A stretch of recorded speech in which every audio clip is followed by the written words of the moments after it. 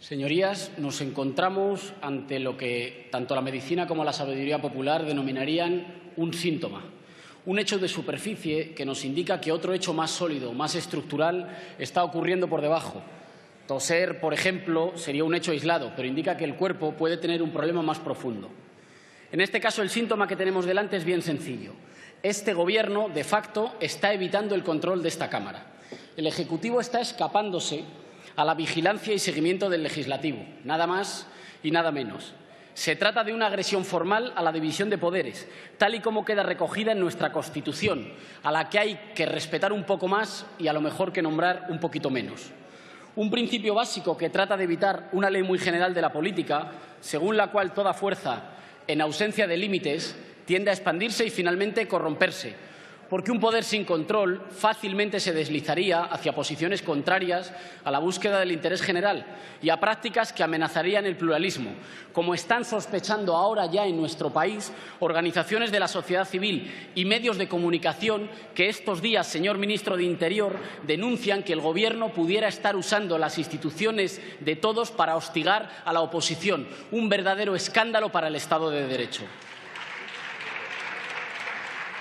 Por desgracia, este no es el primer síntoma, puesto que hablamos de un Gobierno como el del Partido Popular que nos ha acostumbrado a ruedas de prensa a través de una pantalla de plasma. Y es que ustedes a la transparencia y a la rendición de cuentas tienden a resistirse. Un Gobierno que da ruedas de prensa sin prensa conduce a una democracia sin democracia.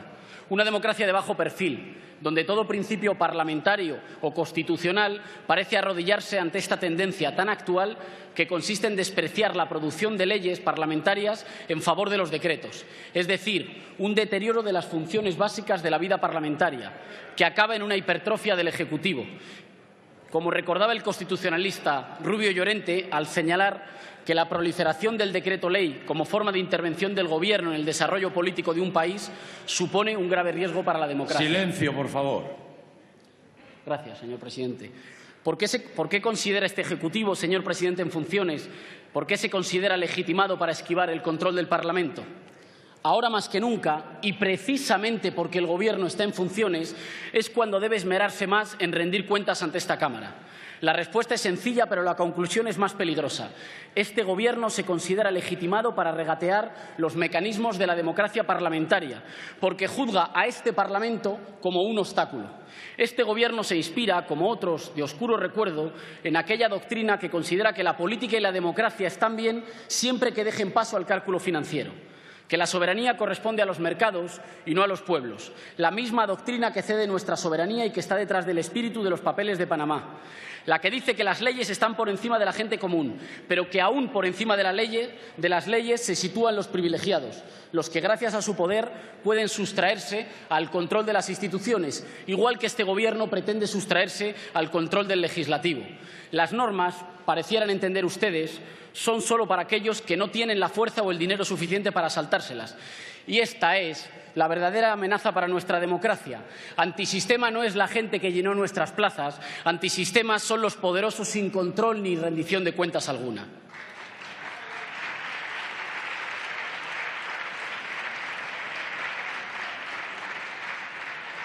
Acostumbrados a una mayoría absoluta que les ha permitido maltratar a muchas familias españolas, pero que ya no volverá, que no va a volver, ustedes desprecian la obligación de rendir cuentas y con ello deterioran la calidad democrática de nuestro país, pero también a nuestro país mismo. Porque, señoras y señores del Partido Popular, España no está mejor después de un Gobierno que se ha creído por encima de esta Cámara. Acabamos de conocer el incumplimiento de los objetivos del déficit y el falseamiento de las cifras.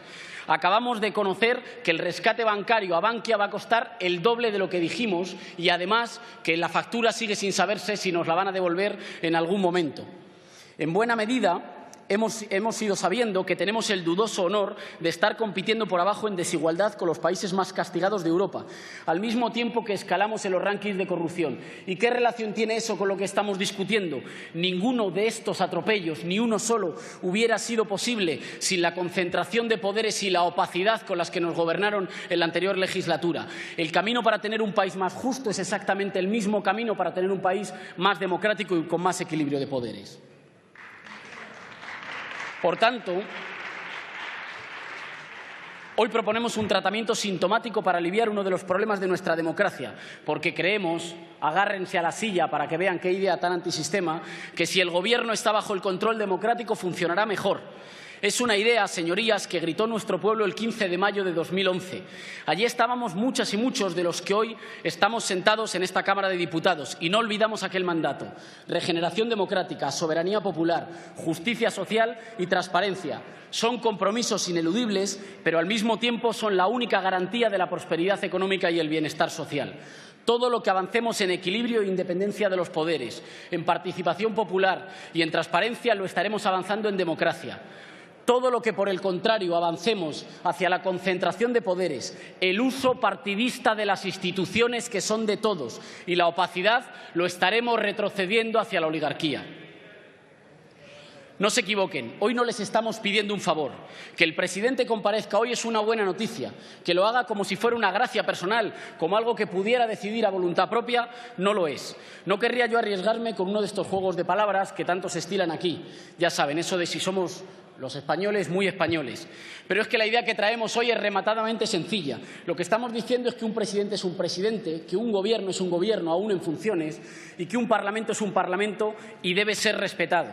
La Constitución, al regular el control parlamentario en su título quinto, no distingue entre gobierno y gobierno en funciones cuando establece que el Ejecutivo debe ser controlado por el Legislativo. Y lo hace precisamente para salvaguardar la división de poderes, un principio básico del parlamentarismo, que demasiado a menudo ha sido manoseado y desgastado en los últimos años.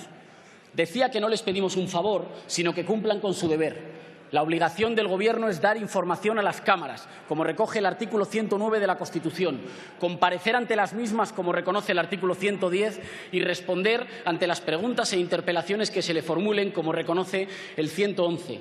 Esto, señorías, no son principios sujetos a interpretaciones discrecionales sobre si el Gobierno está en funciones o no.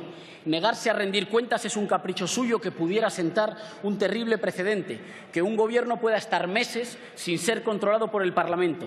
Esto, de facto, significa quebrantar un principio regido en la Constitución y lo hace alguien que, paradójicamente, está en funciones. Pero, sin embargo, ni España ni nuestras democracias, señorías, están en funciones. Los precedentes, además, apuntan en sentido contrario.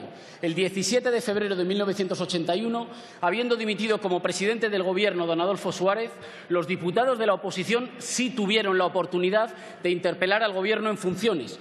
Así, el señor Gutiérrez Mellado o el entonces ministro de Interior, el señor Rosón Pérez, respondieron ante esta Cámara, sede de la soberanía popular. Su segunda excusa es la Ley 50 de 1997, que ampararía, según ustedes, una labor mínima del Gobierno, casi solo administrativa. Por favor. Pero ¿es este el caso?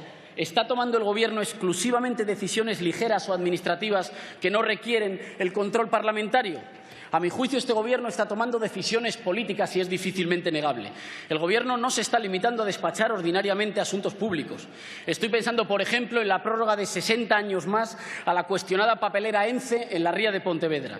Estoy pensando en la adjudicación de 15 aves, al parecer ampliables a otros tantos. O estoy pensando en el acuerdo entre la Unión Europea y Turquía respecto a los refugiados, que ustedes han decidido adoptar unilateralmente, como les han recordado todos los grupos esta mañana, contra el mandato de esta Cámara. Nadie puede afirmar, sin faltarle el respeto a la gente, que estemos hablando de decisiones administrativas o urgentes. Son decisiones políticas de las que cualquier ejecutivo tiene que rendir cuentas en la Cámara. Alegar que el Gobierno está en funciones y que por eso no tiene la confianza de esta Cámara para evitar ser objeto de control es tanto como querer que sus actos queden en una especie de limbo político, exentos de control, lo que es contrario a la esencia del régimen parlamentario. Permítanme que insista. Precisamente porque el Gobierno está en funciones, tiene unas capacidades limitadas y precisamente porque su confianza es anterior a la de esta Cámara, es por lo que ustedes deben cumplir con sus obligaciones.